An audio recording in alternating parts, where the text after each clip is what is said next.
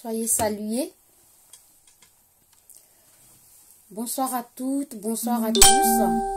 Ce soir, nous allons faire une conférence sur le cancer du col de l'utérus. D'habitude, d'ordinaire, mes conférences sont payantes. Ce soir, j'ai décidé de faire une conférence gratuite, une conférence offerte en cadeau de Noël. Nous allons parler d'un thème sanitaire très important pour vous souhaiter joyeux Noël. Et comme on sait tous que la santé n'a pas de prix, j'ai décidé ce soir de vous offrir cette conférence de façon gratuite. Donc les femmes, prenez vos tabourets, les hommes, prenez vos tabourets. Nous allons travailler et vous pouvez aussi prendre des notes avant que minuit n'arrive et que nous pétons tous le champagne. Ce soir, nous allons donc parler du cancer du col de l'utérus. Donc, le cancer du col de l'utérus, qu'est-ce que c'est? Avant d'arriver bien au thème précis, nous allons d'abord parler, définir qu'est-ce qu'un col de l'utérus. Il faut savoir que le col de l'utérus, c'est la partie basse donc de l'utérus, c'est la partie qui est très basse au niveau donc de l'organe féminin. Et dans notre utérus, là, nous avons ce qu'on appelle le col. Il est très bas et il est très étroit. Je vais vous montrer cela tout à l'heure donc dans le schéma. Allez, donc on y va. Le cancer du col de l'utérus. Qu'est-ce que c'est? Il faut savoir que le cancer du col de l'utérus va être donc une maladie très dangereuse avec un traitement très agressif et c'est une maladie qui touche vraiment les femmes. Comment se transmet du coup le cancer du col de l'utérus chez la femme? Donc, le cancer du col de l'utérus est une maladie qui va se développer au niveau de la muqueuse de l'utérus. Et donc, ce cancer-là, il va être planté dans l'utérus. Il faut savoir que c'est la deuxième cause de cancer chez la femme, après le cancer donc du sein. Plus de 2800 personnes, plus de 2800, voire 3000 femmes sont touchées par le cancer donc du col de l'utérus. Alors, quelles sont les causes de ce cancer du col de l'utérus? Qu'est-ce qui provoque le cancer donc du col de l'utérus? Il faut savoir en numéro 1 que la principale cause du cancer du col de l'utérus est liée à une infection virale qu'on appelle le papillomavirus. Donc le cancer du col de l'utérus va s'attraper suite à des relations sexuelles non protégées, donc des personnes qui vont coucher ça et là avec des personnes sans se protéger, sans vraiment prendre des dispositions. Ces femmes-là vont être donc atteintes du cancer du col de l'utérus. Donc, il faut retenir que ce cancer-là s'attrape uniquement, en général, par voie sexuelle. D'accord? Et donc, le virus qui est à l'origine donc du cancer du col de l'utérus s'appelle le virus papillomavirus. C'est très important de le savoir et vraiment, on dit que mon peuple meurt par manque de connaissances. Donc, c'est important pour toutes les femmes aujourd'hui, même pour tous les hommes aussi, de savoir qu'est-ce que c'est. Comme ça, ils vont pouvoir surveiller leurs femmes, ils vont pouvoir surveiller leurs enfants. Alors, l'infection donc de papillomavirus, c'est une infection qui va être latente, qui va se plonger au niveau du col de l'utérus et qui va être asymptomatique. Donc, quand ce virus-là arrive au niveau de la femme, suite à des relations sexuelles non protégées, alors ça va provoquer des modifications justement au niveau donc de l'épithélium. L'épithélium, c'est la première couche de la peau là. Voilà, donc ce virus-là va se poser là, il va stagner là pendant des années. Il faut savoir qu'une femme qui va avoir des relations sexuelles non protégées et qui va contracter donc le papillomavirus, et comme ce virus est asymptomatique, donc la femme ne saura pas qu'elle est contaminée et ça peut rester vraiment planté là, ça peut rester latent vraiment au niveau de l'organe féminin pendant 10 voire 15 ans et rester asymptomatique sans que la femme ne sache qu'elle est contaminée par ce virus. Voilà, donc attention, il faut se protéger. Donc cette évolution-là est très lente, ce qui fait que le cancer n'est pas diagnostiqué tôt et donc ça va apparaître, comme j'ai dit, dans 10 voire 15 ans pour que l'infection qui est persistante là, pour que ce virus apparaisse. Donc on a vu le col de l'utérus, on a situé le col de l'utérus qui est la partie basse et étroite au niveau donc de notre utérus. On a dit qu'est-ce qui provoque le cancer du col de l'utérus. C'est lié donc à un virus appelé papillomavirus qui va se planter au niveau du col de l'utérus de la femme et stagner et rester asymptomatique généralement pendant des années. Maintenant que nous avons vu l'étiologie, les causes du cancer du col de l'utérus, on va maintenant citer les symptômes. Quels sont les symptômes qui vont alerter, les signes alarmants, les signes qui vont déclencher, qui vont faire penser que peut-être on a un cancer du col de l'utérus. Donc toutes les femmes, tous les hommes, vous surveillez vos enfants. Quand vous voyez que quand ces symptômes et ces signes que je vais citer là apparaissent, ça va vous donner vraiment l'alerte, l'alarme, comme quoi il peut y avoir un cancer du col de l'utérus, à savoir les saignements vraiment vaginaux après les rapports sexuels. C'est-à-dire que vous venez de faire l'acte sexuel avec votre compagnon, avec votre conjoint, et tout à coup vous vous mettez à saigner. Il y a aussi les saignements spontanés en dehors des périodes des règles. Vous êtes là, vous avez déjà eu vos règles dans le mois et du coup, vous avez encore des règles une fois, 2 fois, 3 mois. Ça, il faut que vous commencez à vous poser des questions. Ça peut être des signes de cancer du col de l'utérus. Vous avez aussi des douleurs au moment des rapports sexuels. Ça veut dire que vous êtes en train de réaliser l'acte sexuel avec votre homme, avec votre conjoint, avec votre mari, et tout à coup, vous avez des douleurs vraiment difficiles, des douleurs très fortes, des douleurs intenses, et vous n'arrivez plus à continuer l'acte sexuel. Attention, attention, ça peut être aussi un signe de cancer du col de l'utérus. Il y a aussi des pertes vaginales, donc des pertes vaginales de façon anormale ou abondante, nauséabonde. Quand vous voyez ça, attention, attention, on se pose des questions. Est-ce que j'ai pas quelque chose? Il faut penser à aller consulter. Vous pouvez aussi avoir des symptômes, des signes comme des douleurs lombaires.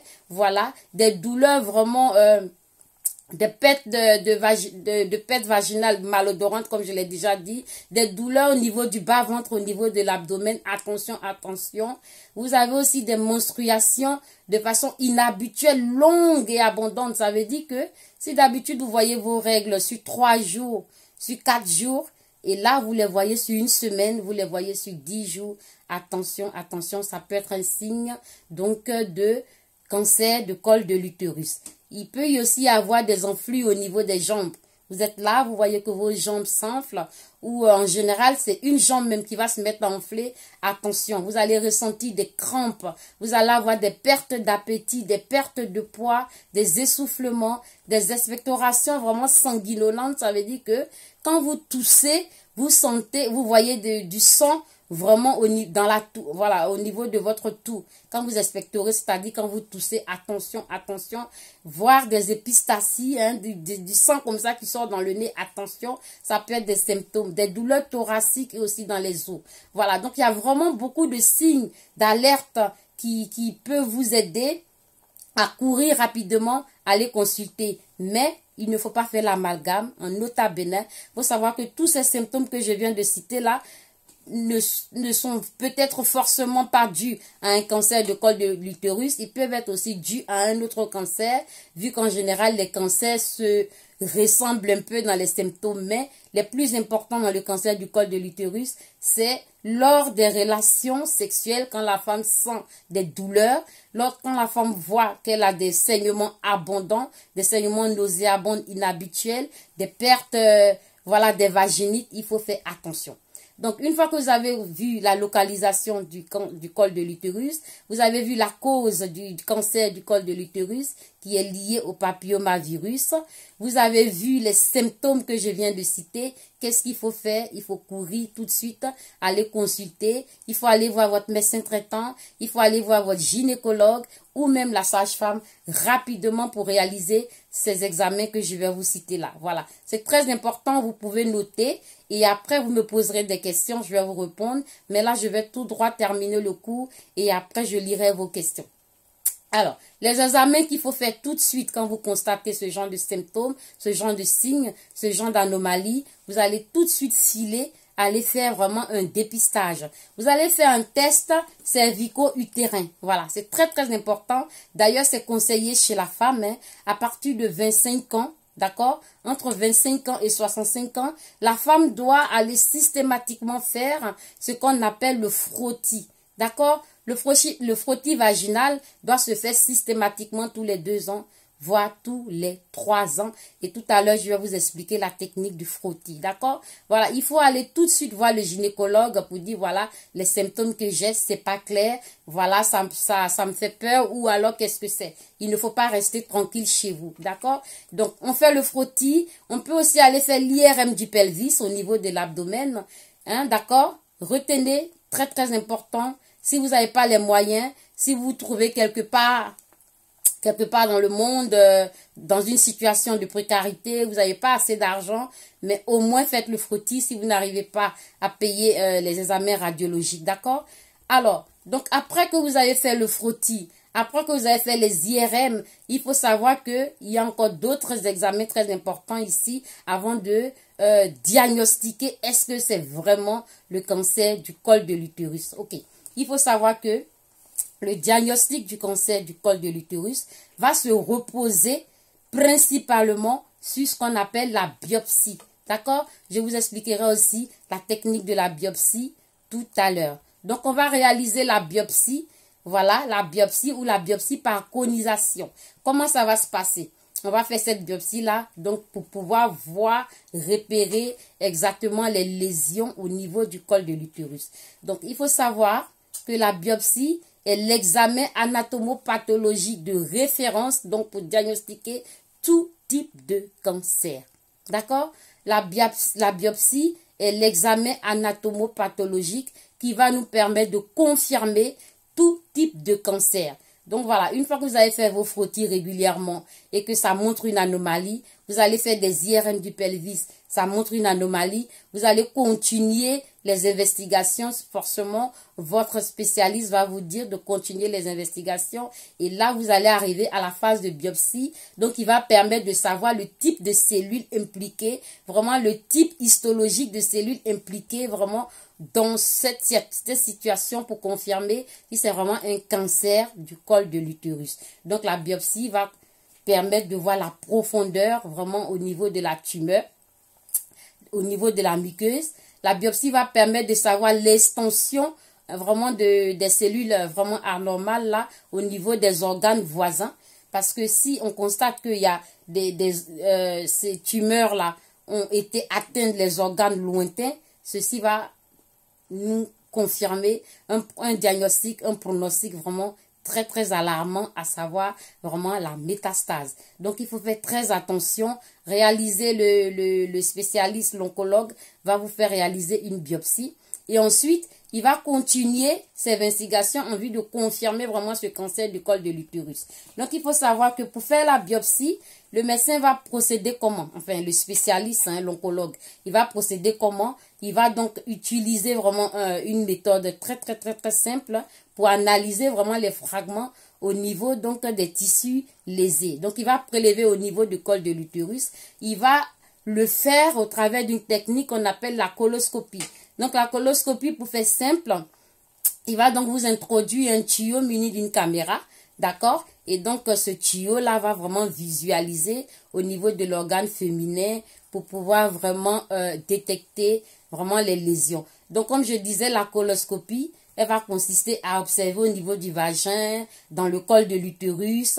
Le spécialiste, il va prendre un spéculum et à l'aide de son spéculum, là, il va écarter et il va vraiment regarder au niveau vraiment, au bout, comme j'ai dit, pour faire simple, là, il va avoir une lumière et donc cette lumière-là va permettre de bien visualiser dans les extrémités et vraiment détecter les cellules lésées. Le spécialiste peut aussi procéder par tamponnage. Il va tamponner avec un liquide au niveau du col de l'utérus, donc pour bien attraper les zones vraiment lésées. D'accord? Donc ensuite, il va prélever vraiment des échantillons de tissu provenant du col de l'utérus qui vont partir vraiment analyser, vraiment pour réaliser cet examen anatomopathologique là. D'accord? Donc après, quand vous avez fini, enfin, quand le spécialiste a fini de faire vraiment cet examen qu'on appelle la biopsie, la femme va ressentir des crampes. Voilà, on va sentir des malaises. La femme va ressentir des douleurs. Elle va ressentir des douleurs vraiment au niveau de son abdomen. C'est normal parce que on vous a introduit un élément invasif. On vous a envoyé un corps étranger Et donc, cette évasion-là va provoquer des sensations vraiment désagréables. Voilà. Donc, il peut y avoir aussi des saignements vaginaux durant quelques jours après que vous ayez réalisé la biopsie. Dans la réalisation de la biopsie, lorsque les cellules sont ont vraiment atteint les organes éloignés et que vraiment elles sont sournoises, le spécialiste va procéder par la biopsie conique. Donc, il va aller plus loin dans le but d'attraper des fragments de tissu en forme de cône. Voilà. Et ça veut dire que quand vous êtes à ce stade-là, ça veut dire que votre cancer, il est arrivé à un stade un peu compliqué. Mais c'est pas grave. Nous avons des traitements que nous pouvons mettre en place. Voilà, il existe des traitements. Voilà. Il existe des traitements, d'accord? Donc, après la biopsie conique, il va utiliser pour retirer vraiment les cellules cancéreuses. Bon, à ce stade, on ne peut pas dire que c'est des cellules cancéreuses, hein. On va dire que c'est des cellules anormales, voilà. Donc, c'est après, quand il va aller donc réaliser l'examen, ils vont par des procédés de larmes et tout ça, c'est une technique un peu spéciale. Et la biopsie va venir confirmer donc le cancer du col de l'utérus. Il est très important de savoir que, d'accord, 2 à 4 semaines suivant la conisation, c'est-à-dire que quand les tissus lésés sont très lointains, voilà, la patiente va ressentir beaucoup de douleurs, beaucoup de difficultés, comme j'ai dit. Elle va ressentir de l'inconfort, elle va avoir des saignements vaginaux et c'est pas évident. Donc, la femme va avoir besoin beaucoup d'accompagnement. Donc, dans ce cours-là, non seulement on a fait une petite introduction, mais nous allons aller à l'examen, nous allons aller au traitement, nous allons finir par les conseils, les techniques, les conduites à tenir et nous allons finir justement par l'accompagnement. Donc c'est très important, il faut vraiment suivre et noter, d'accord? Il faut vraiment suivre et noter, d'accord? Donc la biopsie est faite. Le spécialiste a prélevé vraiment des fragments de tissu. Il a prélevé cela au travers donc de la coloscopie, comme je vous ai dit, au travers de la conisation, comme je vous ai dit. Il a été réalisé l'examen anatomopathologique, c'est-à-dire l'analyse des tissus et des cellules, qui va donc permettre de détecter la présence d'une cellule cancéreuse, voilà, et puis de pouvoir déterminer le type de cancer. Très important. Donc, c'est réalisé, on continue. Il faut savoir que votre biopsie est réalisée. Admettons que le cancer du col de l'utérus est confirmé, puisque vous avez réalisé maintenant l'examen de référence, qui est la biopsie. Qu'est-ce qui va se passer? Il faudra courir tout de suite voir votre médecin traitant, parce qu'il faut savoir que toutes les personnes donc atteintes de cancer, que ce soit du col de l'utérus ou n'importe quel cancer, vous bénéficiez de ce qu'on appelle l'ALD, l'affection longue durée. Donc, vous êtes pris en charge à 100% par l'assurance maladie. Vous êtes remboursé à 100% par les mutuelles, par les assurances. Vous ne payez pas un seul rond lorsque vous êtes diagnostiqué de ce type donc de pathologie, à savoir les cancers. Dans le cadre aussi du cancer du col de l'utérus, quand vous êtes diagnostiqué, il faut courir tout de suite voir votre médecin traitant pour qu'il vous fasse les papiers, pour que vous ayez droit à la prise en charge à 100%. Nous avons encore d'autres examens qui sont aussi importants, hein, parce qu'il ne faut pas fausser les résultats, il ne faut pas faire des erreurs de diagnostic. Même la biopsie faite, il y a eu des situations où on s'est rendu compte que, voilà, il y a eu des erreurs de diagnostic. Pour cela, il y a des examens très poussés, des scanners encore très poussés comme les TEP scan, la TPE. Voilà, donc la TPE, c'est une tomographie par émission de position qui va permettre aussi de localiser les cellules cancéreuses. Donc, c'est un examen qui va se réaliser par imagerie, voilà, au niveau donc de l'organe féminin. Ils vont donc vous injecter dans le sang donc un traceur, voilà. Donc, le traceur là, c'est un produit qui est radioactif, d'accord? Mais il est faiblement radioactif. Il va donc se positionner au niveau donc de ces cellules là et ça va permettre de repérer. D'accord, il va se répartir vraiment dans l'organe et il va se coller vraiment sur les cellules anormales et donc il va se repérer et détecter les cellules cancéreuses vraiment dans le corps de la femme. On a aussi une cystoscopie qu'on peut faire. Voilà, la cystoscopie, c'est l'examen de la vessie qu'on va faire par endoscopie. Voilà, faut savoir que la vessie est collée, hein, voilà, au niveau de nos organes de procréation. Donc, quand vous regardez l'organe féminin, la vessie n'est vraiment pas loin. Donc, on va aussi faire une cystoscopie pour savoir est-ce que les cellules ne sont pas propagées au niveau de la vessie. On va continuer les investigations. Donc, le spécialiste va y aller jusqu'à faire la rectoscopie. C'est-à-dire que c'est l'examen vraiment au niveau du rectum. On entend recto. Voilà, c'est l'examen au niveau du rectum qui va être fait aussi par endoscopie. On va continuer les investigations jusqu'au bilan sanguin de référence et nous allons pouvoir vraiment confirmer le diagnostic. D'accord? Donc, une fois que tout ça c'est fait, vous avez le cancer du col de l'utérus. Qu'est-ce qu'il faut faire maintenant? Quels sont les traitements qu'on va mettre en place? Ok? Donc, on va y arriver au traitement et les suivis et la surveillance. Je reviens sur le frottis. Il ne faut pas oublier parce que beaucoup de femmes, beaucoup de jeunes filles négligent cela ou elles oublient. Voilà. Dès qu'on se porte bien, dès qu'on n'est pas malade, on ne fait plus attention. On pense que ça n'arrive qu'aux autres. Je pense que je reviens sur le cas du frottis parce que j'ai observé beaucoup de personnes ne font pas le frottis du col utérin. Donc, il faut faire le frottis de façon régulière tous les 2 ans maximum, tous les 3 ans. Faut pas dépasser, d'accord? Ça va vous permettre vraiment de prévenir le cancer du col de l'utérus. Donc, la technique du frottis va se passer comment? Le frottis du col utérin va permettre de prélever de façon superficielle les cellules pour analyser au microscope en vue de réaliser un test HPV. HR, d'accord, à la recherche de l'ADN du virus, d'accord. Donc, il faut savoir que le papillomavirus, d'accord, c'est un virus, c'est pour ça qu'on l'appelle papillomavirus. Ça veut dire que quelqu'un qui papillonne, quelqu'un qui n'a pas une vie sexuelle stable, attrape le papillomavirus. Donc, le frottis va nous permettre là d'attraper l'ADN de ce virus-là qui va rester longtemps stagné dans le corps de la femme entre 10 ans, voire 15 ans, avant même que les symptômes ne se manifestent, vous voyez. Donc, c'est quand même un peu, c'est quand même un peu, c'est très important. C'est très important pour les femmes de le savoir. D'accord? Le cancer du col de l'utérus, le papillomavirus se pose au niveau de votre col de l'utérus. Il va rester latent pendant 10, voire 15 ans avant même que les symptômes n'apparaissent. Donc, il faut faire vraiment attention à ce virus-là. Il est très dangereux pour la femme parce qu'il est indolore.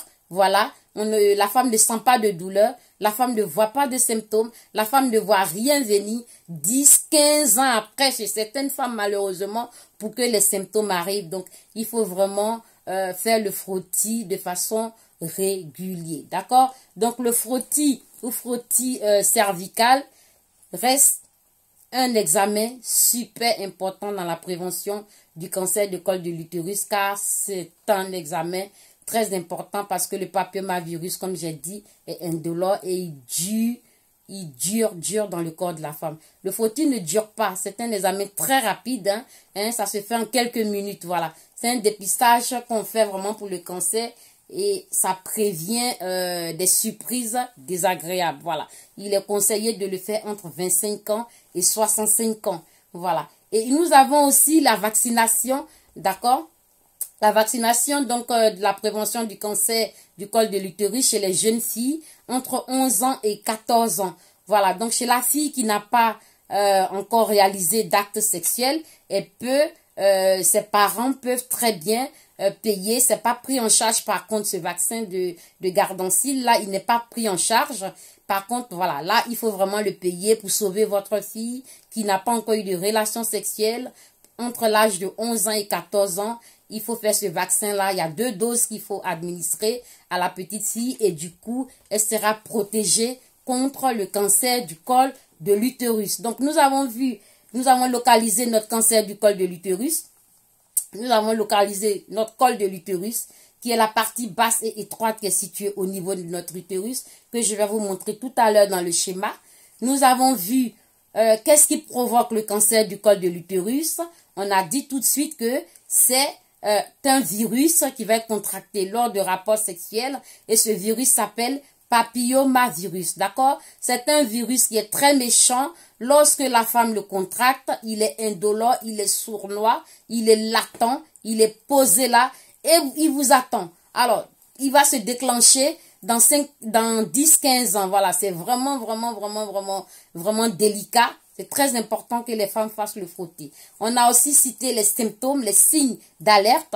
Quand vous voyez des saignements vaginaux de façon anormale, quand vous voyez que vous avez des douleurs vraiment lombaires, des douleurs au niveau du bas-ventre, des douleurs lors des rapports sexuels, vous avez des pètes blanches de façon malodorante, vous avez vraiment des situations inhabituelles comme ça au niveau de votre organe féminin.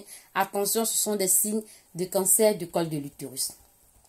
Alors, si notre cancer est diagnostiqué, on va penser au traitement maintenant, d'accord?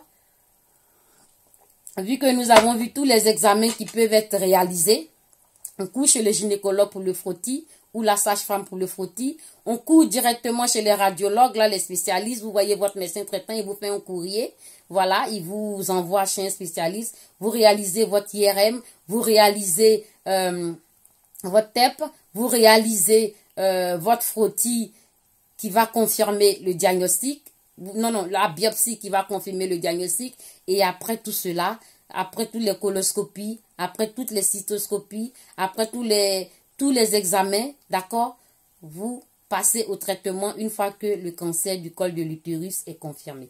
Alors, nous allons voir les traitements du cancer du col de l'utérus.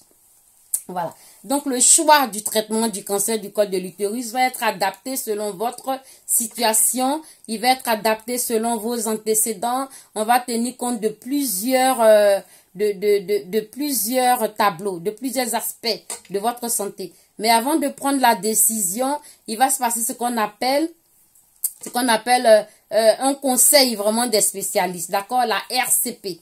D'accord? C'est la réunion de concertation vraiment de tous les professionnels, d'accord? C'est-à-dire qu'il va y avoir plusieurs oncologues, plusieurs médecins de plusieurs spécialités qui vont se réunir là pour essayer de décider le traitement adapté à votre situation, d'accord? Donc, les médecins de spécialités différentes vont se réunir, comme j'ai dit, pour discuter des meilleurs traitements possibles selon votre situation.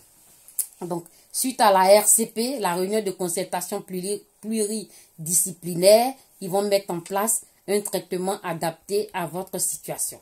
Alors, les traitements, c'est quoi? Numéro 1, il ne faut pas rêver. Il faut savoir que, comme je vous ai dit, le cancer, le papillomavirus, il va stagner dans votre col de l'utérus. Ok. Il stagne dans votre col de l'utérus longtemps, c'est vrai.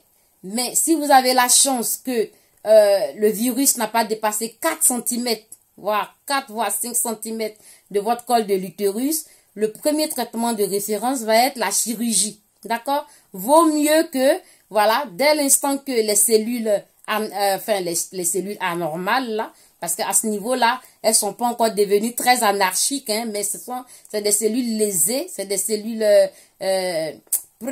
précancéreuses, des cellules abîmées, pour faire simple. Le premier traitement, tout de suite, lorsque ces cellules n'ont pas dépassé 4 à 5 cm, le premier traitement que ils vont décider, les spécialistes en RCP, sera tout de suite la chirurgie pour permettre l'ablation tout de suite de ces cellules anormales pour vous libérer. D'accord? Donc, une fois que la chirurgie va être faite, on va vous faire une radiothérapie. D'accord, externe, voire interne aussi, pour essayer vraiment de brûler, vraiment éradiquer les autres fragments de tissu qui pourraient s'éparpiller ça et là, d'accord? Donc, on va vous faire cela au travers d'une radio. Après la chirurgie, on vous fait une radiothérapie, donc externe ou interne, voire la cryothérapie. Et ensuite, une fois que la chirurgie est faite et que vous êtes bien, et qu'il n'y a pas d'anomalie, il n'y a pas de symptômes, eh bien, vous êtes sauvé. Mais s'il y a des problèmes, des complications, vous passez, d'accord, sous chimiothérapie, d'accord? Donc, la chimiothérapie va être faite seule ou elle pourra être faite aussi associée avec d'autres traitements, d'accord? Donc, comme je vous ai dit, la chirurgie, c'est le premier traitement conseillé en cas de cancer du col de l'utérus lorsque les cellules lésées n'ont pas dépassé 4 voire 5 cm. D'accord? Si les tumeurs ne sont pas allées se propager très loin dans votre organisme. D'accord? Donc, la chirurgie va consister très souvent, comme je l'ai fait simple tout à l'heure, vraiment à retirer les tissus lésés de votre organe pour ne pas qu'ils aillent contaminer justement les organes voisins. D'accord? Attention, il ne faut pas que ce soit des tumeurs au-delà de 4 et 5 cm. Si ce sont des tumeurs au-delà de 4-5 cm, si votre papillomavirus était super sournois et qu'il allait atteindre les organes lointains, vous passez directement à la chimiothérapie. Suite à la chimiothérapie, on va vous faire forcément des radiothérapies concomitantes ou associées, voilà, internes ou externes, d'accord? Et après cela, va se suivre les traitements justement pour pallier aux effets secondaires de la chimiothérapie. Il faut savoir que les effets secondaires de la chimiothérapie, ils sont quasiment pareils, hein, il y a beaucoup. Je vais vous en citer quelques-uns. Voilà, vous avez des alopécies, vous avez des asthénies, c'est-à-dire des fatigues, des grosses fatigues. Vous avez des constipations aussi. Vous avez des nausées, vomissements, des difficultés à avaler, à déglutir.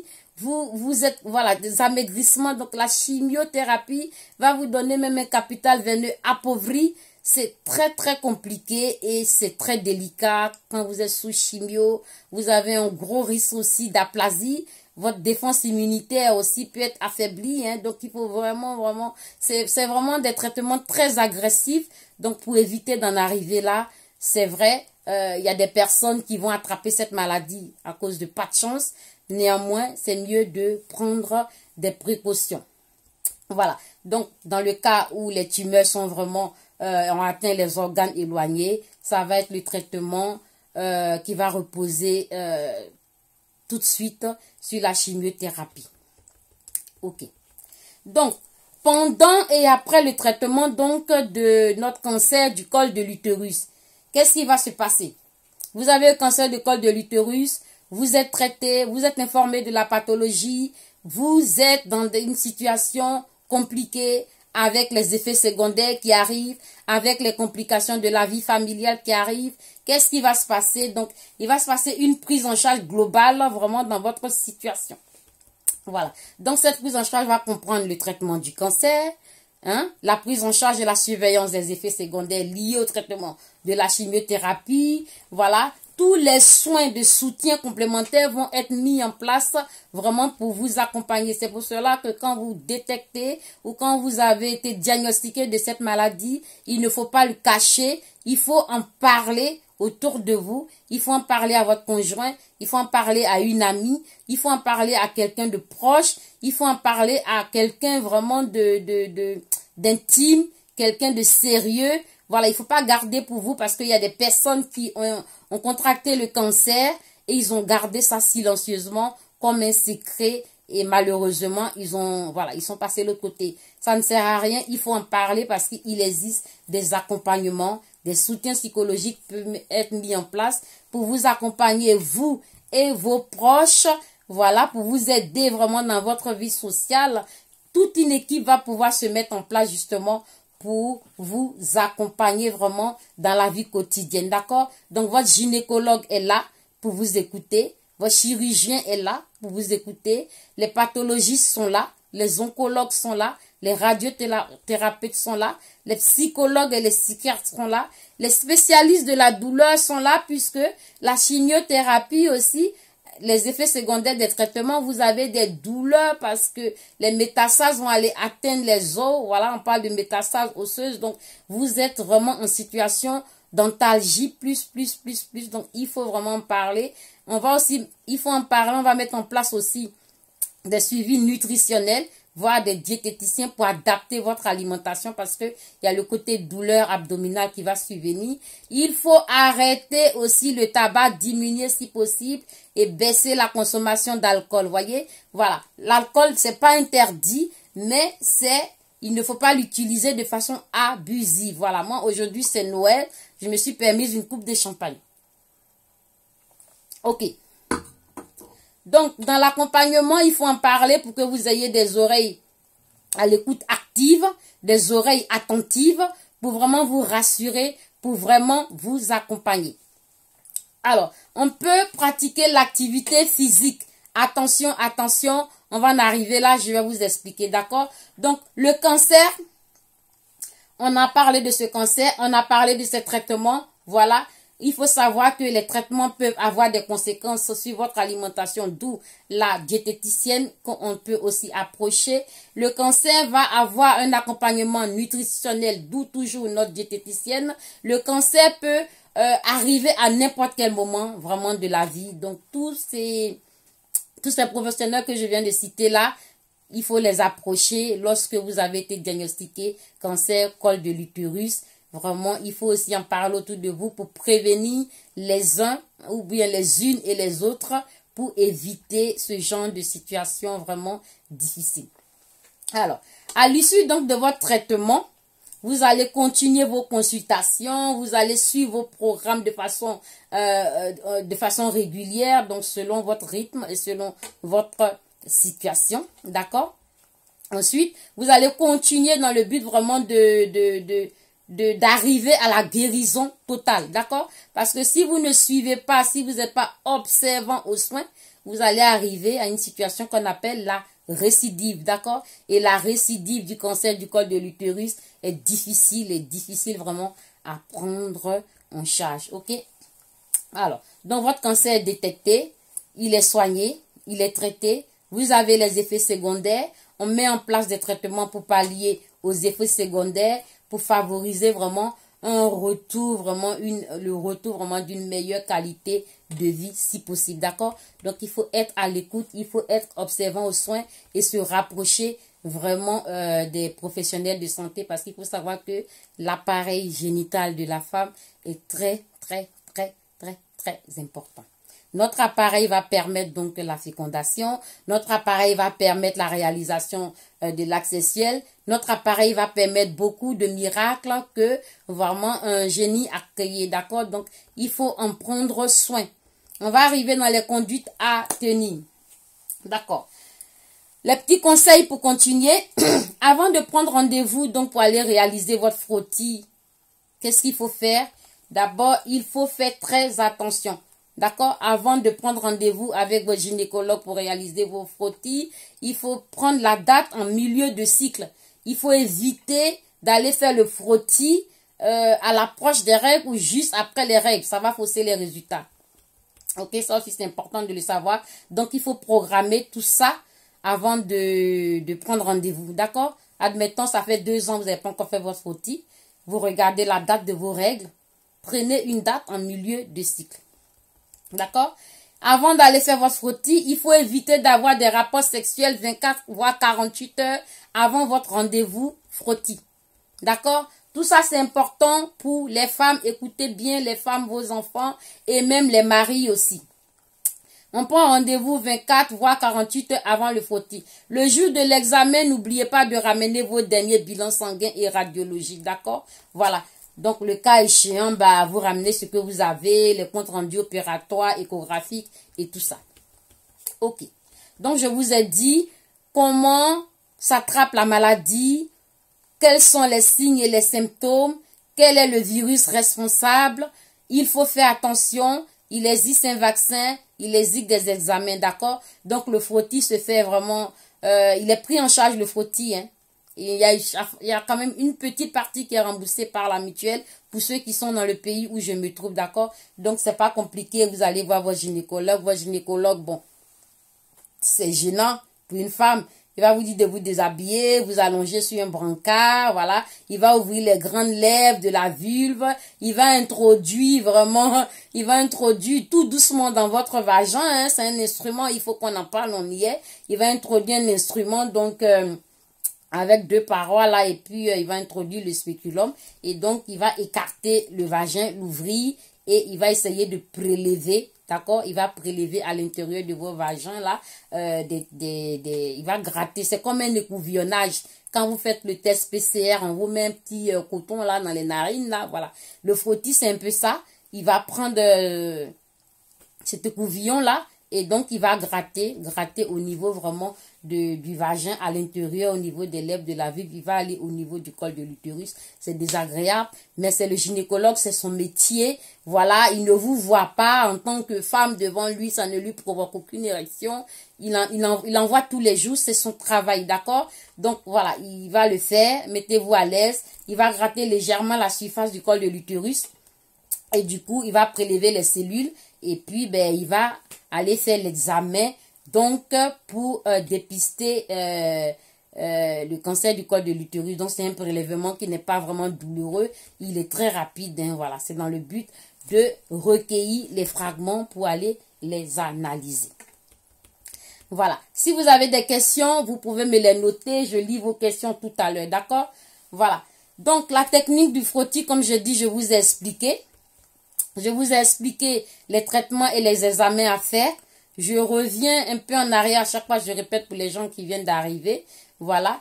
Il faut faire attention parce que si vous n'êtes pas observant aux soins, votre cancer peut récidiver. Voilà. Donc, le col de l'utérus, le cancer du col de l'utérus, c'est une pathologie vraiment très, très méchante, très sournoise. Voilà. Très, très sournoise, très, très mauvaise. Attention à la récidive. Attention à la récidive, d'accord? Évitez la récidive parce que déjà, le diagnostic du cancer du col de l'utérus se fait tardivement.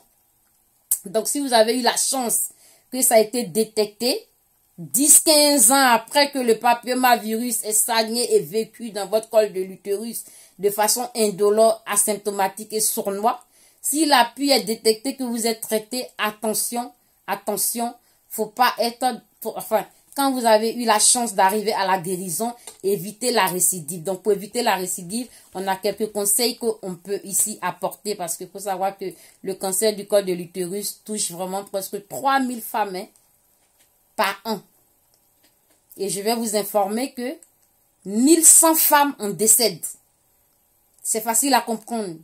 Le décès arrive tout de suite puisque c'est un cancer qui est détecté tardivement. Vous comprenez? Donc, c'est bien d'en parler. Moi, je tiens à ça, donner ce genre d'informations-là. En général, je fais mes conférences de façon payante. Mais là, c'est gratuit, c'est offert pour Noël, d'accord? Donc, une fois que votre cancer est détecté par la RCP, les traitements sont mis en place, chimio, radio, voilà, vous avez fait tout le nécessaire, vous êtes guéri. Attention à la récidive. La femme doit rester propre. La femme doit pouvoir changer ses dessous tous les 3 voire 6 mois, d'accord? Vous les jetez vos anciens dessous, même si paraissent neufs, vous les foutez à la poubelle. Vous achetez des nouveaux. Avant de les utiliser, vous les mettez à la machine avec du vinaigre blanc. Vous les lavez avant de commencer à les utiliser, d'accord? Évitez toute infection extérieure pour ne pas récidiver le cancer du col de l'utérus, d'accord? Bien évidemment, restez fidèle. Voilà. Si vous n'êtes pas fidèle, c'est pas un problème, mais protégez-vous, ayez des rapports sexuels protégés, d'accord? Ayez des partenaires uniques, c'est le plus conseillé. Voilà. Donc, évitez la récidive. Donc, ça, pour éliminer vraiment définitivement les cellules cancéreuses, éliminer la rechute, éliminer... Les questions, je les lis après, justement. D'accord, je vais vraiment finaliser le coup. Et puis, je lis vos questions, c'est sûr. Hein. Vous pouvez même me les envoyer en inbox. Vraiment, les conférences, je n'abandonne pas une seule question. Je réponds à toutes les questions après. Voilà. Maintenant qu'on a vu tout ça, on a vu notre traitement, on a vu nos examens, on a parlé de quelques situations à éviter, on a suivi à la ligne tout ce qu'il faut faire, on a été parler aux spécialistes pour avoir un meilleur suivi, on a fait tout ce qu'il y avait à faire. Qu'est-ce qu'il faut encore continuer de faire? Voilà, parce que l'hygiène de vie ne doit pas s'arrêter, d'accord? L'hygiène de vie ne doit pas s'arrêter. Si vous récidivez, vous allez encore vous taper une chimio, vous allez encore vous taper une radiothérapie, vous allez encore vous taper des cuillerries-thérapies. Vraiment, tout cela, c'est difficile. D'accord? Donc, pour éviter la récidive, pour éviter tout cela, il faut vraiment écouter les conseils d'usage de bonne conduite. Ok. Si vous récidivez, ben ça sera... Alors, il faut savoir que quand vous avez un papillomavirus qui n'a pas atteint, qui n'a pas dépassé 5 cm, vous avez la chirurgie, mais lorsqu'il a dépassé, vous avez la chimio directement, ok. Mais quand vous récidivez là, on revient, c'est-à-dire que vous étiez à plus de 5 à 6 cm, voire 10 cm. On détecte votre cancer. Ça veut dire que les organes voisins étaient touchés. Vous êtes directement sous chimio. Là, il n'y a pas de chirurgie. Mais quand vous venez récidiver là, on va aller faire une chirurgie alors que vos organes déjà voisins étaient touchés. Donc, imaginez la complication. C'est radiothérapie tous les jours, les femmes. Radiothérapie quasiment tous les 24 heures, 48 heures. C'est pénible. Vraiment, les douleurs sont insupportables. Vous pouvez même plus avaler votre propre salive. Vous pouvez plus avaler de l'eau. On sera obligé de vous alimenter de façon parentérale au travers des PICC line, au travers des chambres implantables avec les aiguilles d'Hubert. C'est vraiment, vraiment pas évident pour un papillomavirus de merde, comme on le dit, excusez-moi, qui est venu vous attraper. Alors, dans les traitements, comme je vous ai dit, chirurgie, chimio, radio et tout ça, vous avez aussi des traitements qu'on appelle les traitements ciblés. Voilà, les traitements ciblés, eux, ils sont basés vraiment sur les traitements d'anticorps monoclonaux. Hein. Donc, c'est des spécialistes qui vont vous mettre sous ces traitements d'anticorps monoclonaux là pour essayer vraiment de brûler vraiment les cellules là, de les combattre parce que ils vont se multiplier à une vitesse inexpliquée. Vous avez aussi les essais cliniques, d'accord? Les essais cliniques, je vais faire terre à terre. Les essais cliniques, comme le mot le dit, essais. Donc, ils vont essayer un type de traitement innovant qui vient d'arriver. Les chercheurs, ils ont trouvé un traitement là. Ils se sont dit, bon, ce traitement-là pourrait détruire ces cellules anarchiques liées au cancer du col de l'utérus. Mais il faut savoir que les essais cliniques, ce sont des traitements, c'est des traitements très innovants qui sont très forts. Et comme les gens n'ont pas de recul, donc soit le traitement, il vous va, vous êtes sauvé, soit il ne vous va pas, vous passez, vous mourrez direct. Donc, pour faire les essais cliniques, comme ça s'explique le nom essai clinique dans le traitement de la récidive. C'est pour ça je vous ai dit attention, attention, attention à la récidive parce que quand vous récidivez là, voilà où vous allez maintenant désormais. Voilà. Donc vers tous ces traitements là. Les essais cliniques là font partie des traitements de la récidive. D'accord? Donc ce sont des études cliniques qui vont être réalisées pour étudier, enfin c'est une étude qui a été réalisée, étudier des types de cellules. Et donc, ils vont utiliser ça, c'est des sortes de nouvelles thérapies qu'ils vont utiliser en association avec d'autres traitements. Donc, pour essayer de combattre votre cancer de col de l'utérus. Vous voyez où ça va vraiment vous mener. Donc, attention, attention, attention. Évitez la récidive, évitez systématiquement tout ce qui peut vous pousser à retomber, à rechuter.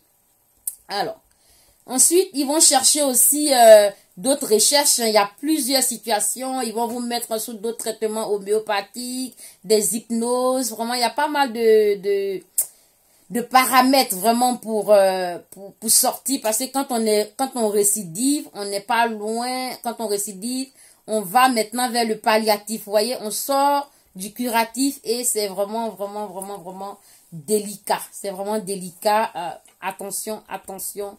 Attention, prendre toutes les précautions déjà pour éviter le cancer du col de l'utérus transmis de façon sexuelle au travers d'un virus lié à un virus qu'on appelle le papillomavirus.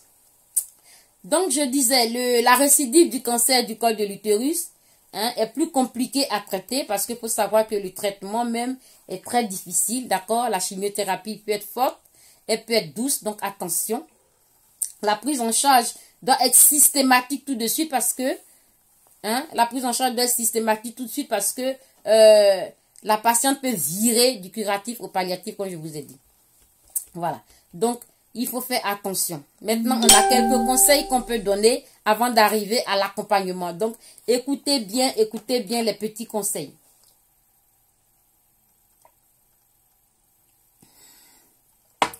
Alors, les femmes, le cancer du col de l'utérus touche notre appareil de reproduction féminin qui est très souvent fréquenté. On est d'accord.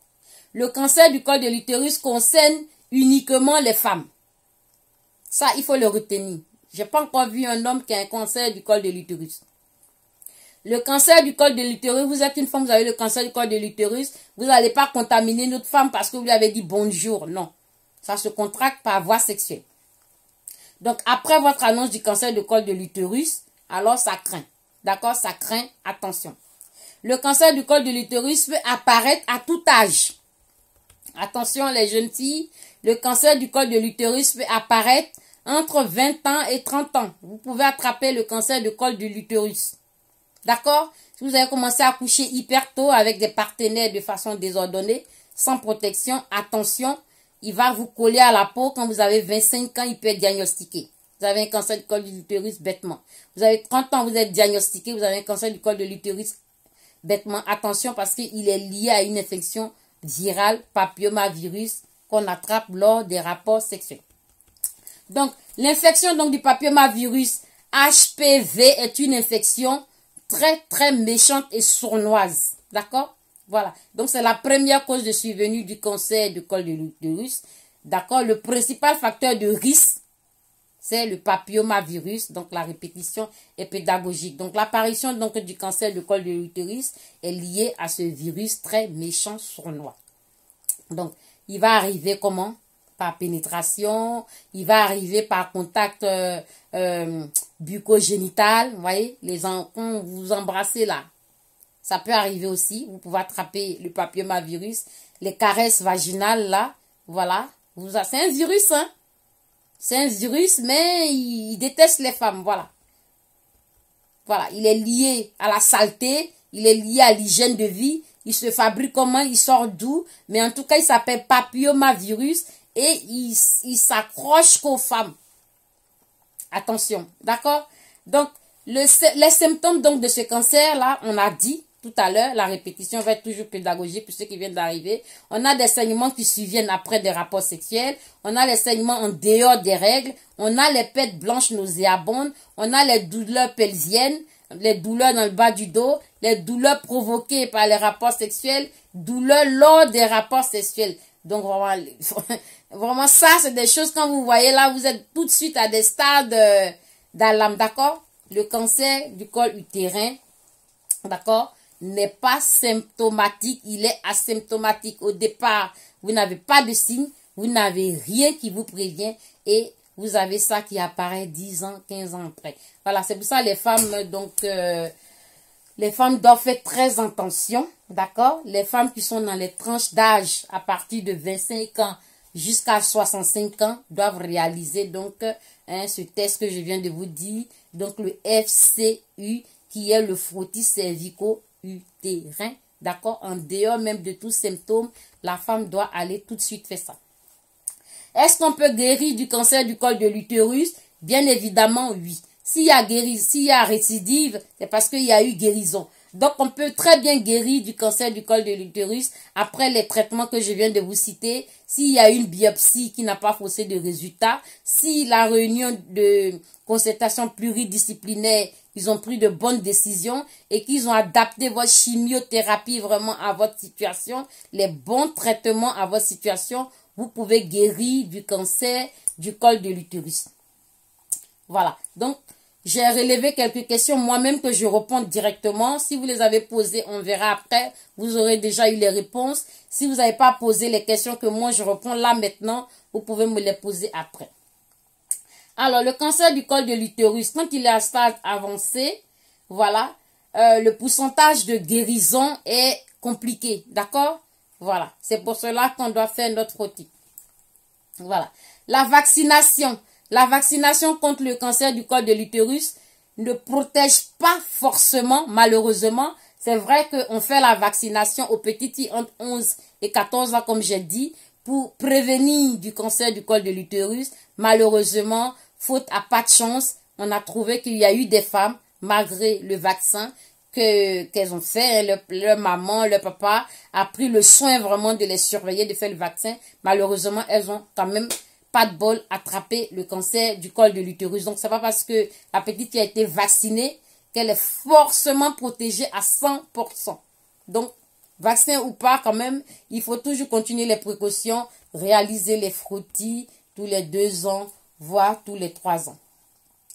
Voilà. Il est important aussi d'observer un suivi régulier donc de toutes ces situations d'hygiène de vie. Comme je vous ai dit, le cancer du col de l'utérus, vraiment c'est un cancer en réalité. Il est facile à traiter quand il est diagnostiqué hein, au bon moment. Sinon après c'est compliqué comme dans tous les cancers. Vous avez aussi d'autres symptômes qui peuvent vous alerter s'il y a une situation de cancer. Voilà, vous avez des signes précurseurs qui annoncent, qui disent ici que attention, il peut avoir un cancer. Quand vous avez des pertes de poids inexpliquées, vous êtes là, vous dépérissez, vous perdez 10% de votre poids normal. Attention, vous pouvez vous poser une question. Si vous avez des fatigues inexpliquées, attention, partez consulter les asthénies, des sueurs nocturnes. Vous êtes là, vous transpirez toute la nuit, vous ne comprenez pas.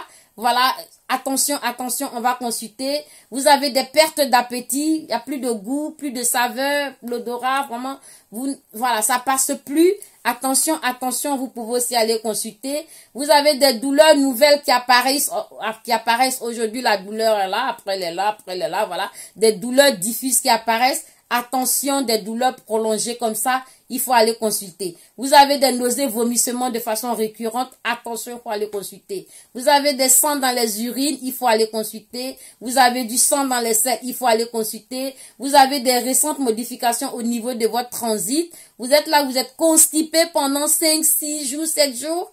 Alors que vous prenez même des laxatifs, vous prenez des microlasses, mais vous êtes toujours constipé. Attention, il faut aller consulter.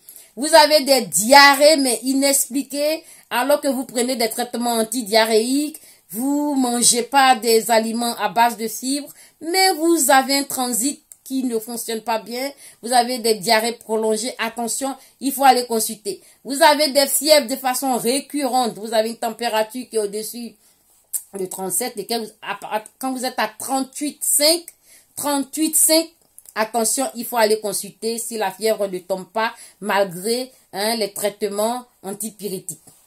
Vous avez des toux chroniques, des quintes de toux, il faut aller consulter. Ça, ce sont des symptômes d'alerte en général de n'importe quel type de cancer. Donc, à chaque fois que j'aborde même un cancer spécifique, je viens aussi brosser sur les signes d'alarme. Vous avez un changement de taille au niveau de la couleur de votre teinte naturelle. Attention, il faut aller consulter. Vous avez des plaies qui ne finissent pas, des ulcérations qui ne guérissent pas. Attention, il faut aller consulter. Vous avez des lésions là, je ne sais pas, qui ne peuvent pas cicatriser. Qui ne veulent pas cicatriser. Attention, il faut aller consulter. Voilà, donc le soutien psychologique est important. L'accompagnement est important. Il faut vous rapprocher des personnes, il faut en parler autour de vous parce que il y a plusieurs dispositifs de façon interne ou externe qui peuvent être mis en place pour accompagner la famille, accompagner les proches, accompagner le mari, même les enfants, parce que une femme en situation de cancer du col de l'utérus a sa vie qui est complètement bouleversée, d'accord? Elle va se dire, voilà, mon homme ne peut plus, je ne peux plus avoir de rapport réel avec mon homme, donc qu'est-ce qu'il fait? Il va aller voir ailleurs. Ma vie, elle est foutue, voyez. Donc, vaut mieux vraiment prendre les précautions. Si vous avez pris toutes les précautions que le cancer du col de l'utérus est arrivé, eh ben, là, c'est faute, à pas de chance, on n'y peut rien, voilà. Mais, vous mettez les chances de votre côté. Donc, la famille doit être accompagnée, le mari doit être accompagné, on doit expliquer au mari la situation. Donc, il y a des conseils aussi pour vous les hommes. Là, vous restez sur le direct, voilà. On va vous expliquer les conseils qu'il faut faire vraiment pour soutenir vraiment votre compagne, votre épouse, votre amie, voilà, ou votre soeur, votre copine qui est atteinte du cancer du col de l'utérus. Donc, au travers des informations que vous saurez, voilà. Ça peut être bénéfique donc pour vous. Le fait d'échanger avec les psychologues, avec les oncologues, avec les psycho-oncologues, avec les sages-femmes, avec les infirmières. Il faut en parler, vous allez voir. On va vous donner beaucoup de conseils et ça va vraiment vous aider parce que il y a des spécialités qui sont constituées vraiment au sein vraiment des équipes soignantes en oncologie et tout ça pour prendre en charge de façon pratique l'accompagnement donc des personnes atteintes de cancer de col de l'utérus pour éduquer le mari, éduquer les enfants, comment s'organiser désormais pour accompagner les enfants à l'école, faire le ménage. Est-ce que vous avez droit à des auxiliaires de vie qui peuvent venir désormais nettoyer la maison? La femme, elle était propre habituellement. Maintenant, sa maison est sale. Elle est très très fatiguée suite au traitement. Elle ne peut plus faire son ménage, elle ne peut plus faire ses courses, elle ne peut plus faire ses cuisines. Il y a des aides adaptées à cela. Voilà. Donc, la fatigue et puis les effets secondaires donc liés donc au traitement vont entraîner beaucoup de désagréments donc dans la vie donc de la femme. Ça va limiter ses capacités à travailler, ses capacités à réaliser les actes de la vie quotidienne. Donc, dès le début de la prise en charge, donc la question du maintien de la vie sexuée, du maintien de la vie professionnelle, du maintien de la vie de tous les jours va se poser. Voilà, ça, il faut que nous soyons clairs. Donc, de façon vraiment très, très, très, très millimétrée, la femme qui est atteinte du cancer du col de l'utérus doit être accompagnée. Voilà. Donc, elle va être accompagnée au niveau de la prise des traitements, parce que si elle refuse, si elle est non observante aux soins, il y a récidive. Il faut que son mari soit là pour lui dire, écoute ma chérie, moi je t'aime toujours même si tu as un cancer du col de l'utérus. Voilà, ça c'est des éducations qu'on fait au mari. Tu n'as pas changé, voilà, tu es juste tombé malade, mais là on te soigne. Il faut que tu suives correctement ton traitement et tu vas voir, tu vas guérir, tu vas revenir meilleur qu'avant. Voilà, la femme va être là pour écouter plus ce que va lui dire son compagnon. Donc les hommes, c'est pas la peine de dire voilà, elle est fatiguée, elle a vieilli, elle est moche et la larguer. La femme, elle va culpabiliser, elle va se dire bon, ça se trouve dans ma jeunesse, j'ai tellement traîné ça et là, voilà que j'ai attrapé ce sale virus là. Ça veut dire que je suis pas une femme sérieuse. Pas forcément, vous voyez, une femme peut être sérieuse et elle aura attrapé le papillomavirus avec une seule personne qu'elle a eue il y a 10 ans. Pourtant, c'était pas une traînée, d'accord? Alors que celle qui traîne de gauche à droite n'a pas attrapé le papillomavirus. Donc, la femme va culpabiliser. Donc, il faut que son homme soit vraiment là pour la soutenir psychologiquement, d'accord? Il faut qu'il soit là pour l'accompagner. Il faut qu'il soit là pour écouter. Vraiment, elle n'a pas besoin de parler dans le regard, dans le comportement. Il peut savoir ses ressentis, d'accord? Voilà. Donc, le médecin traitant va savoir quel type d'arrêt de maladie ils vont mettre en place. Si vous travaillez, il faut le signaler. D'accord? Donc, vous avez toute une équipe vraiment pour l'accompagnement, hein, au niveau même de la médecine complémentaire, le soutien aux malades. Vous avez toute une équipe. Ils pourront aussi vous donner des petites astuces, hein, voilà, des traitements homéopathiques au niveau de l'apiculture, au niveau de la phytothérapie, l'hypnose, comme j'avais dit tout à l'heure, les médecines douces, médecines parallèles ou alternatives. Vous avez tout ça en votre possession si vous en parlez autour de vous. OK? Voilà. Donc, la prise en charge du cancer, c'est pas une fin en soi. Le cancer, c'est pas une fin en soi. Voilà. On peut en guérir et éviter la récidive. On va être accompagné. Nous allons arriver sur un point très important qui est la sexualité.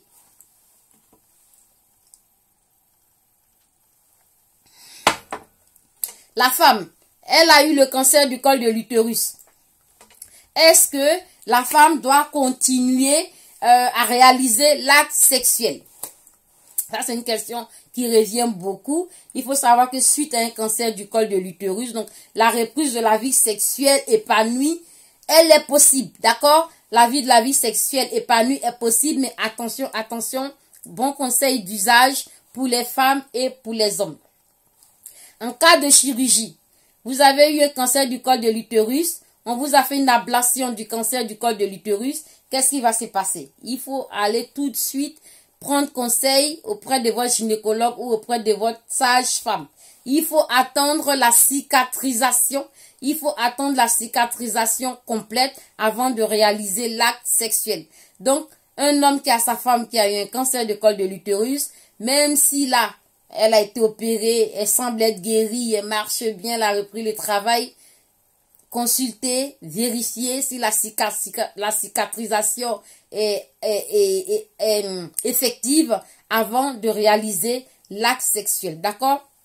Parce que le processus de la cicatrisation peut être plus long d'une peau à une autre. D'accord? Donc, il faut, attention, attention. Ça ne veut pas dire que, comme elle cicatrise pas vite, il faut aller la tromper. Non, non, non, non, non. Attendez que votre femme guérisse. Attendez que votre femme guérisse. Et vous allez pouvoir réaliser l'acte sexuel. D'accord? Parce que, suite à la chirurgie, la femme, elle a été touchée, hein, voilà. Il y a eu quand même une désorganisation au niveau des tissus. Voilà, il y a eu une invasion, une intrusion en elle. Voilà, ils lui ont levé quelque chose. Donc, attention, il faut aller doucement avant de réaliser le rapport sexuel, attendre la cicatrisation.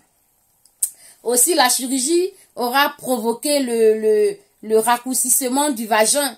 Donc, il faut pas y aller à un débit rapide, à une vitesse comme d'habitude. Il faut aller tout doucement, de façon douce, de façon ralentie, pour ne pas brutaliser la femme, pour ne pas heurter la femme, pour ne pas la choquer d'ailleurs, parce que elle va encore ressentir des douleurs, et comme elle culpabilise déjà, comme elle se sent pas bien déjà, elle se sent responsable, elle va vous laisser faire. Les hommes, ça c'est pour vous. La femme risque de vous laisser faire, et là vous êtes en train de l'endommager, vous êtes en train de l'abîmer. Attention, attention, après la chirurgie, l'homme doit être patient. Donc, quand je vous disais, on va faire l'accompagnement et l'éducation aussi aux hommes. C'est pour ça que je vous invite aussi sur ce direct, justement. C'est la partie vraiment aussi qui vous concerne. Après l'accompagnement, il y a l'acte sexuel qui est là aussi, qui vous concerne, d'accord? Chirurgie, j'attends une cicatrisation complète. Parce que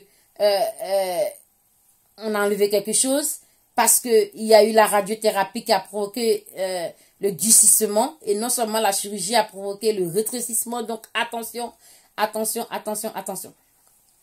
Il y a aussi les traitements hormonaux, comme j'ai dit plus haut, qu'on peut aussi proposer aux femmes pour continuer. On revient toujours dans l'acte sexuel. Dans l'acte sexuel, il y a aussi des gels lubrifiants que vous pouvez utiliser pour ne pas traumatiser l'appareil génital de la femme, pour ne pas traumatiser votre femme. Vous pouvez utiliser les gels lubrifiants. Voilà, c'est aussi un moyen d'existence pour atténuer vraiment les conséquences physiques. D'accord? Voilà, vous pouvez utiliser des gels lubrifiants. Vous y allez tout doucement à un débit ralenti pour ne pas heurter, pour ne pas dégrader la silhouette de la femme.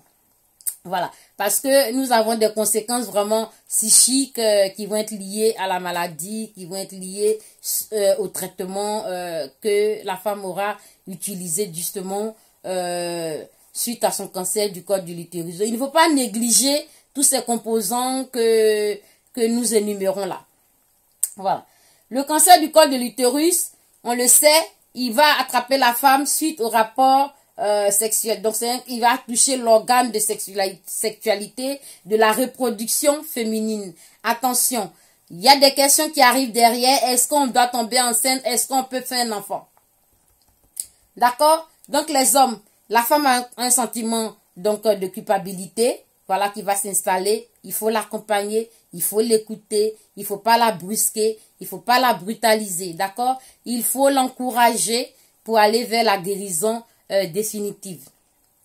D'accord? Il faut permettre le dialogue entre votre compagne, votre femme et vous. D'accord? Faut pas la laisser calme longtemps, c'est pas bon, elle est en train de cogiter.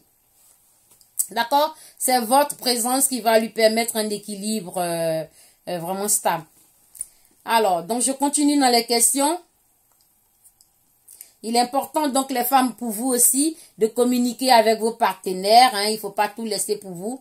Communiquer avec vos partenaires, il ne va pas vous juger. Hein, voilà. Communiquer avec votre mère, votre soeur, voilà, quelqu'un d'important. D'accord? Communiquer avec les psychologues, communiquer avec les soignants. Vous allez voir qu'il y aura beaucoup de possibilités. L'équipe soignante pour vous aider à vous en sortir. Il y a aussi des associations d'aide aux malades. Alors, donc, on va pas oublier la fréquence du cancer du col de l'utérus touche plus de 3000 cas vraiment en France. D'accord.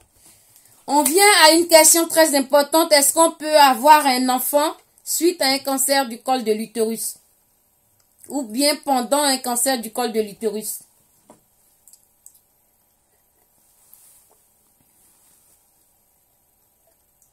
Alors, lorsque le cancer du col de l'utérus a été diagnostiqué,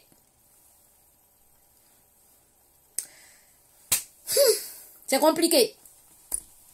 La prise en charge du fait que c'est diagnostiqué, nous avons une chimio, nous avons une radio, nous avons une chirurgie. Est-ce qu'on peut faire un enfant suite à un cancer du col de l'utérus? Est-ce qu'on doit tomber encore en grossesse? Ça va? Merci. Merci, j'arrive, j'ai bientôt fini.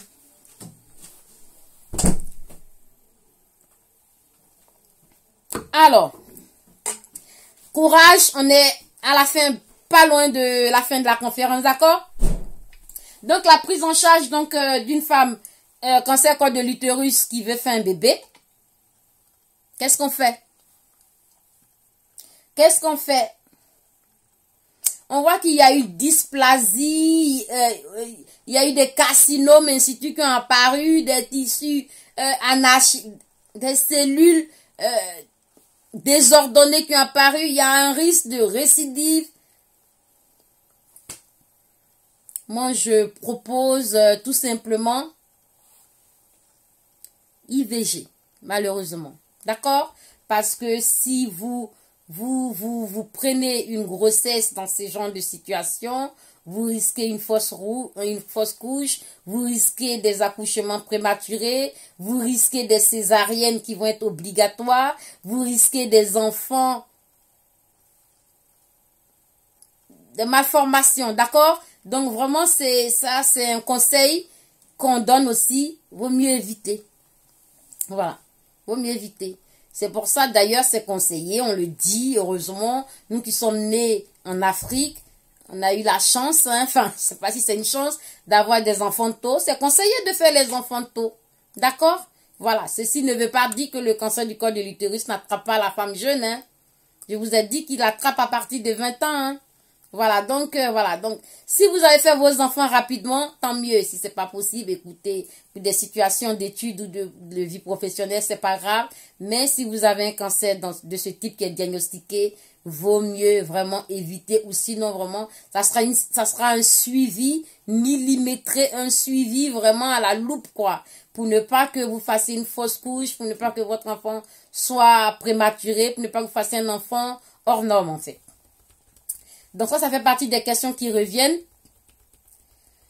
Donc il faut faire attention, surtout attention aux premiers symptômes, d'accord? Comme je vous ai dit, on va pas encore reciter. Vous êtes au courant, sinon vous revenez sur le début de la conférence, vous allez voir. Donc pendant et après le diagnostic du cancer du col de l'utérus, courage, on est vers la fin. Hein. Donc le cancer du col de l'utérus, on a dit que c'est une maladie grave, donc qui exige justement un traitement agressif, parce qu'il faut savoir que la chimiothérapie, c'est un traitement agressif quand même, hein. Voilà, et c'est très contraignant, parce qu'il y a beaucoup d'effets secondaires. Donc, il faut aller tout doucement, lors des rapports, on l'a dit, il faut aller écouter, prendre conseil, donc pour avoir une prise en charge optimale, voilà, parce que vous pouvez être confronté à des difficultés, tant bien physiques et psychologiques, comme on l'a dit, parce que c'est anxiogène, hein. Voilà, c'est vraiment anxiogène de savoir que vous avez eu un cancer du col de l'utérus, vous angoissez. Pour cela, il faut vraiment en parler, communiquer autour de vous, pour avoir vraiment une oreille, hein, à l'écoute attentive. Voilà, parce que la patiente peut craindre... la femme peut craindre de ne plus jamais être capable de retrouver sa vie sexuelle d'avant, vous voyez, à cause de la maladie. Donc ça, on en a déjà parlé. Donc il faut être vraiment dans la réalité, il faut être dans l'empathie, il faut être dans l'écoute. Même si elle est dans le déni, vous ne devez pas mettre la barrière. Il faut vraiment l'écouter, d'accord? La sexualité pendant le traitement du cancer du col de l'utérus. Ça aussi, c'est une question. Donc, ça va être une des dernières questions, je pense. Courage.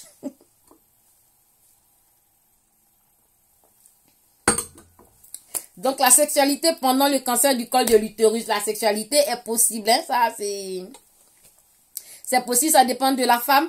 Voilà, puisqu'on a dit que le traitement, c'est la chimio qui provoque des effets secondaires comme l'asthénie, c'est-à-dire la grosse fatigue. Est-ce que la femme a envie de réaliser l'acte sexuel? Ça, c'est discutable. Tout dépend du compagnon, tout dépend de l'homme. Est-il patient? Est-il compliant? Est-il à l'écoute? Est-ce qu'il aime vraiment sa compagne? Ça devient des problèmes un peu personnels. On peut vous mettre en place des protocoles. Le spécialiste peut vous mettre en place des protocoles avec un rythme que vous pouvez suivre. Hein, voilà. Alors,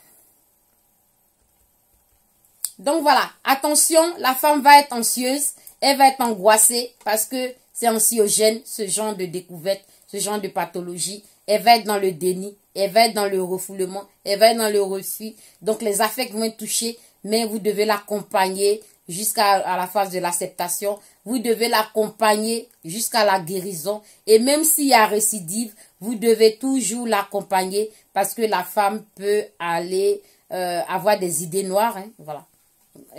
On a eu des cas de suicide. Hein. Voilà. Donc l'annonce de la maladie va être grave pour la femme. Hein, je me répète. Elle va angoisser. Elle va culpabiliser. Si elle n'a pas un homme qui comprend, il va même l'accuser. Et c'est fini. Tout va basculer. Alors attention, attention, attention à l'agressivité. D'accord? À l'agressivité verbale. Attention, il faut rester dans la douceur les hommes. Le dialogue avec la partenaire ici va être important. La prise en charge des effets secondaires ici va être important. La prise en charge des traitements locaux et abrasifs va être important. C'est-à-dire la chirurgie, comme je vous ai dit. Enfin, attention quand vous commettez l'acte, parce que je vous ai décrit la situation tout à l'heure. Voilà. Il faut faire attention à la susceptibilité. La femme va être susceptible. C'est-à-dire que point oui, point non, elle va se dire, oh, c'est parce que j'ai fait un cancer du col de l'utérus. Il m'aime plus. Elle vous juge à tout mouvement. Attention, elle prend tout de travers. Attention, attention, attention. D'accord? Donc, rappelez-vous, ne pas la brusquer parce qu'il va y avoir une sécheresse vraiment vaginale qui a été liée à ces interventions. Les effets indésirables de la chimiothérapie. Utilisez les gels lubrifiants parce que l'absence de lubrification donc va rendre les rapports inconfortables, voire douloureux. D'accord? Et le fait qu'elle soit fatiguée, elle peut vous refuser aussi. En réalité, elle n'a plus la sensation, hein. Soyons clairs là-dessus, mais vous, allez-y tout doucement pour éviter le malaise, d'accord? Parce que, voilà, les effets, elle est là, elle veut vomir, elle a les nausées, vous n'avez même plus envie de la toucher, oulala, c'est compliqué. D'accord? Il faut vraiment accompagner vos femmes parce que c'est une situation anxiogène, c'est une situation douloureuse, c'est une situation délicate suite à tous ces malheurs qu'elle a vécus, voilà, et éviter que ça s'aggrave. Donc, je vous remercie d'avoir suivi cette conférence. Avant de terminer, je vais vous montrer quand même le schéma de cet organe féminin dont nous avons parlé.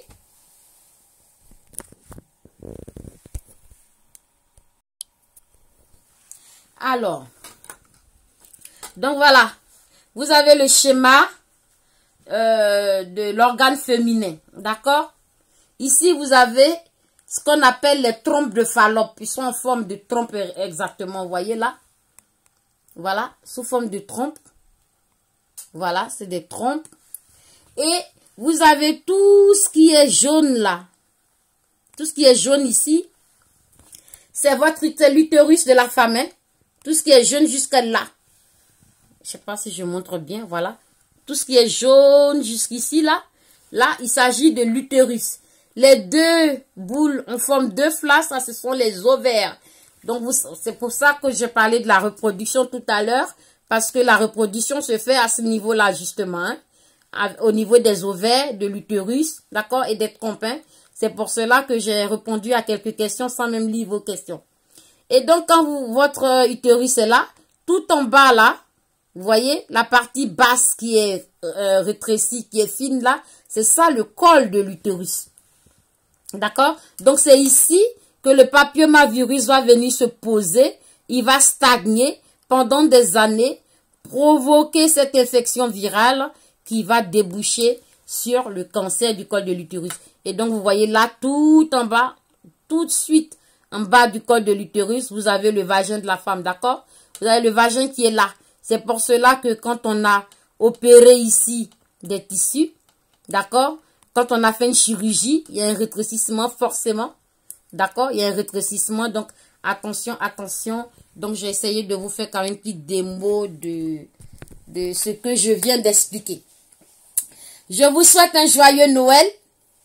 Et puis, je vais voir si je peux lire quelques questions avant d'arrêter cette conférence parce qu'elle vous est vraiment au fait. Hein? Dina Marie Solange qui me dit merci, il n'y a pas de problème. Martaba qui me dit merci, il n'y a pas de problème. Moi aussi, je vous remercie. S'il y a des questions, si le monarque peut me signaler des questions avant qu'on y aille parce que j'ai anticipé en répondant tout de suite à des questions.